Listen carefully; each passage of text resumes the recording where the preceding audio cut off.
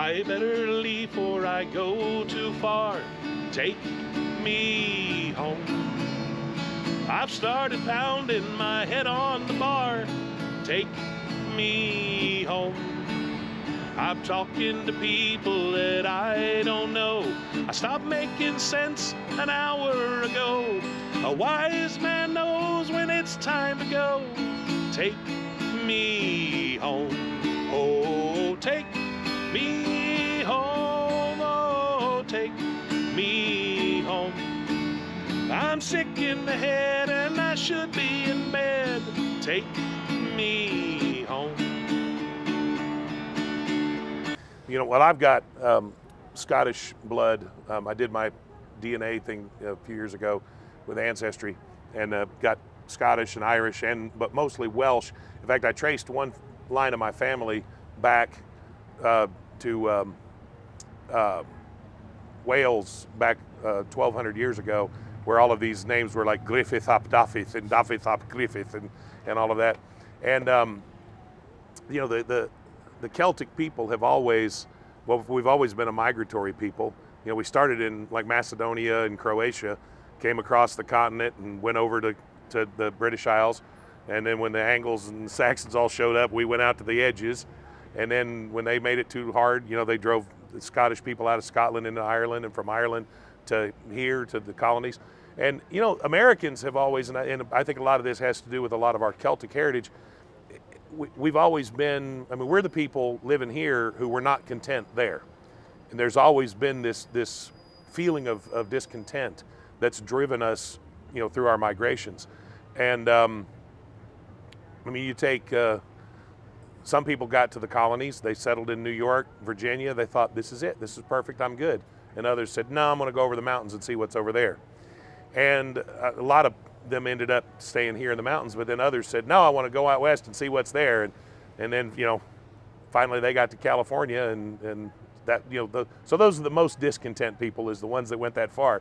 But there's always been this, I think even since, you know, the days of, you know, William Wallace and Robert the Bruce, there's always been this proclivity of ours to thumb our noses at authority and not take whatever the government hands us, you know. And so when they got driven out of Scotland and went to Ulster, you know, the Scots-Irish, then they left there and they came to the States. They ended up, you know, because of, after we became the United States, they started taxing liquor again. So they went to the Pennsylvania, to far west of Pennsylvania, the Pittsburgh area, trying to stay away from the, you know, the government. They came there. We had the Whiskey Rebellion in the 1790s. And then a lot of those guys drifted down through Appalachia. And you'll find Scots-Irish all the way down the Appalachian Mountains. But the whole idea of settling in the mountains was the same kind of thing as the Highlands of Scotland. You know, it was rugged terrain that only we knew, and we could hide from the government. Yeah. There was a historian I heard that said that everywhere the Germans landed, they built a barn. Everywhere the English landed, they built a church. And everywhere the Scots-Irish landed, they built a still. We've taken the whiskey making tradition and changed it a lot. What we do here is so different from Scotland. I watched a great movie on the history of bourbon, and they were talking about how the oak aging process is a really important part of making bourbon.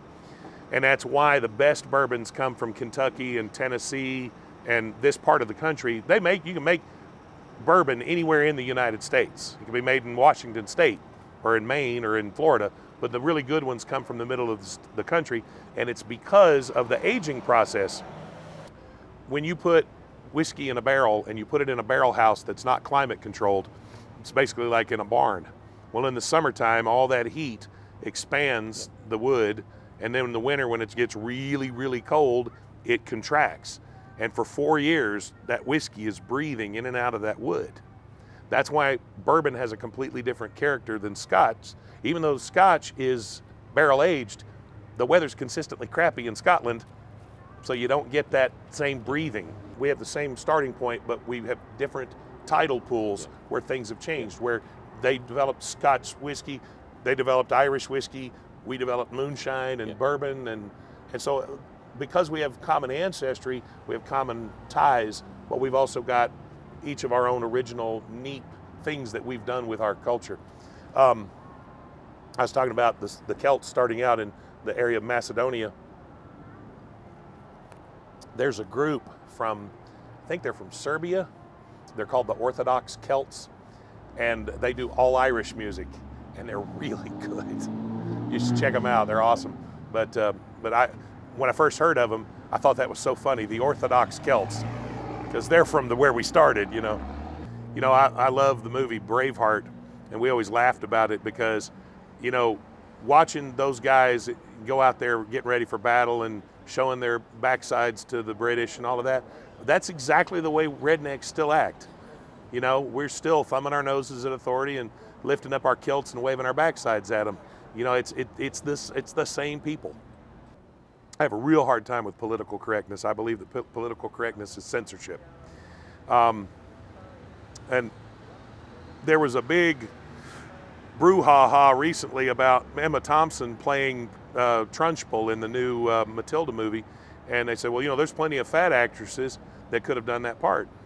And I normally stay out of things like that, but I actually did a post on social media where I said, you know, I've got a dog in this fight because I'm an actor and I'm fat, and maybe they just couldn't find a fat actor that could do it.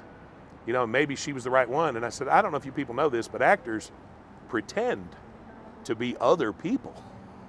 And I know, you know, they don't want anybody now playing a culture that they're not.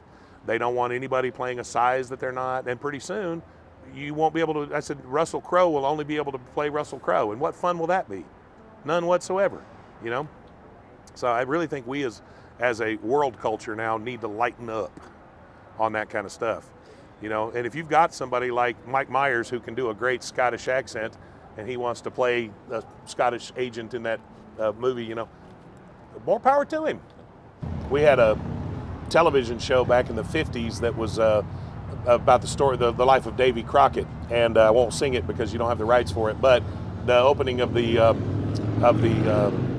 theme song said he was born on a mountaintop in Tennessee, the greenest land in the state of the free, and killed a bear when he was only 3.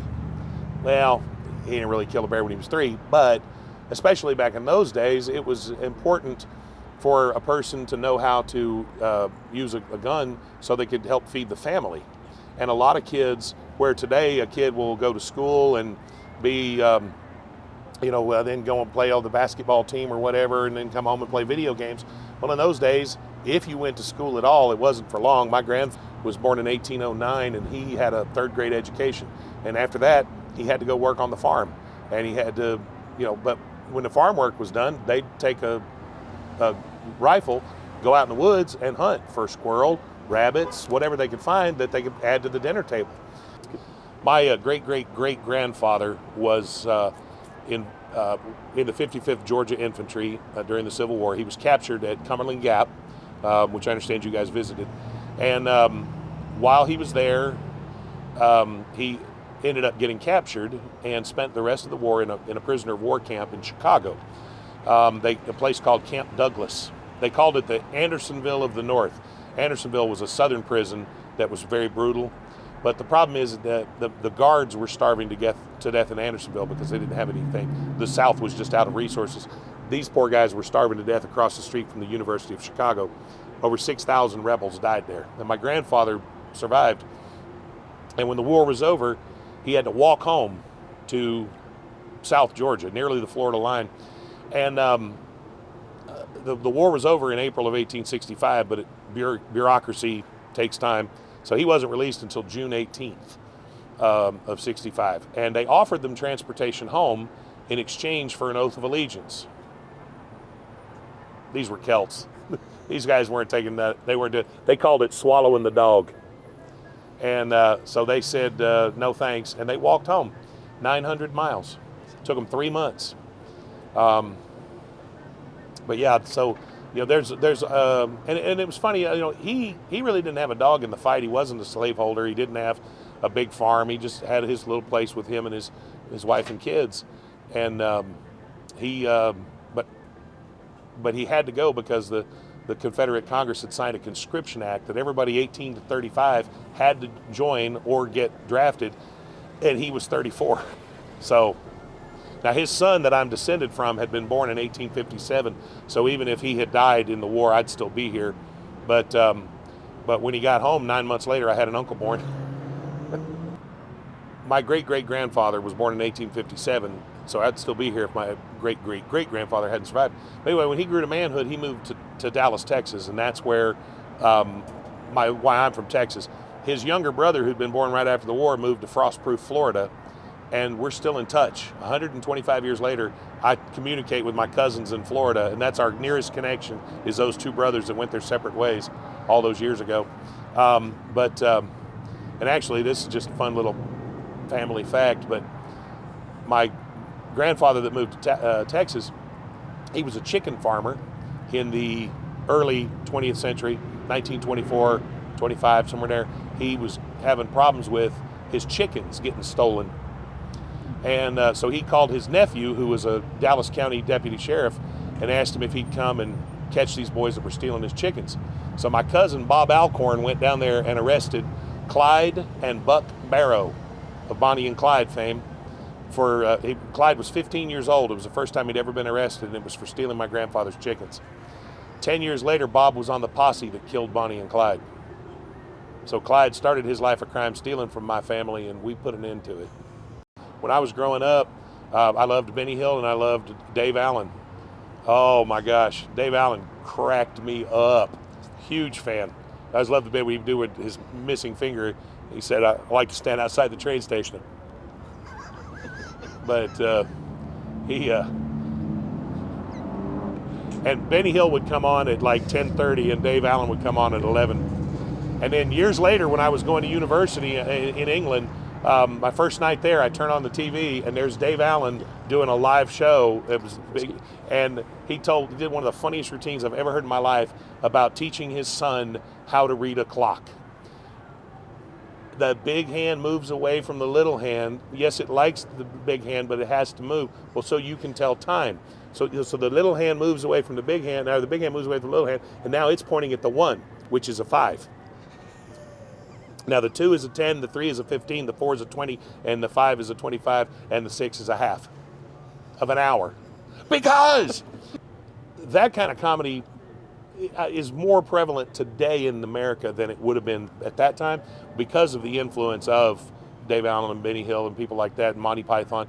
We have our comedy's a little more cerebral now than it used to be, I think, because of that influence. And guys like me who are in the business now, who grew up watching that stuff, were influenced by it. I met Michael Palin actually while I was in England, and I told him, I said, man, you were a big influence on me. And he said, great, we'll sue you for every dollar you got. He couldn't have been nicer. He was a sweet, sweet man. But anyway, so yeah, so the Pythons especially were a big influence on me.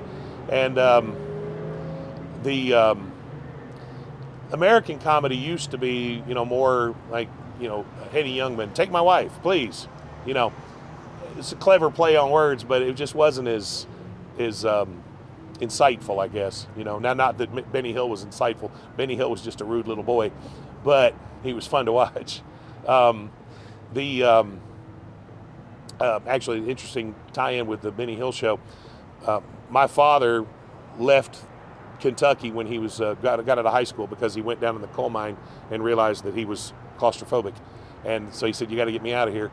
So he moved to Evansville, Indiana, and got a job, and he and his friends from work would go to see a guy playing saxophone at a place called the Blue Bar, and he said this guy would play saxophone, put on silly hats, and they just loved it. They thought he was awesome. Well, a few years later, that guy got a recording contract, and his first big hit was Yakety Sax. It was Boots Randolph, the guy that did the theme song for the Benny Hill show. So when I was growing up, we always had Boots Randolph's albums in the house. I knew his music very well, and as a big fan of the Benny Hill show, so I loved that. So years later, I'm teaching karate in Nashville, and there was this grandfather who'd been bringing his grandson to class, and one day he asked me, he said, you're an entertainer, aren't you? I said, yes, sir, I'm a comedian, a ventriloquist. He said, well, I'm Boots Randolph. I didn't recognize him because he'd aged so much since the album covers I knew him from. But I said, oh, man, my dad's a huge fan of yours from way back in the Blue Bar days. He said, oh, really? He said, well, I'd like you to do a show with me. And the next thing you know, I'm performing with him. Got to do a vocal set, singing with his orchestra. My father sitting on the front row just beaming. that was the coolest thing ever. So that's my tie to Benny Hill. Boots said he wouldn't have had a career if it hadn't been for Benny Hill. So he had a very nice house that Benny helped pay for. But I loved him dearly. We were very good friends until he died about 15, 16 years ago. Friends don't let friends drive drunk all alone. Take me home. Friends don't let friends call old loves on the phone. Take me home. You're my best buddy now, that's what I claim. You'll help me now that the drink's got me lame. You know I love you now, tell me your name and take me home. Oh, take me home, oh, take me home. I'm sick as a dog from drinking this grog. Take me home. I came in here at 3:45. Take me home. It's well past midnight down here on the floor. Take me home. I've sampled each bottle up there on the shelf, and I danced on the bar like a wee Christmas elf. If I don't leave soon, I'll embarrass myself. Take me home. Oh, take me home. Oh, take me home. Because of whiskey, I can no longer see. Take me home. Oh, take me home. Please take me home. I've let the whiskey make a fool out of me. Take me home. Very good. Lovely.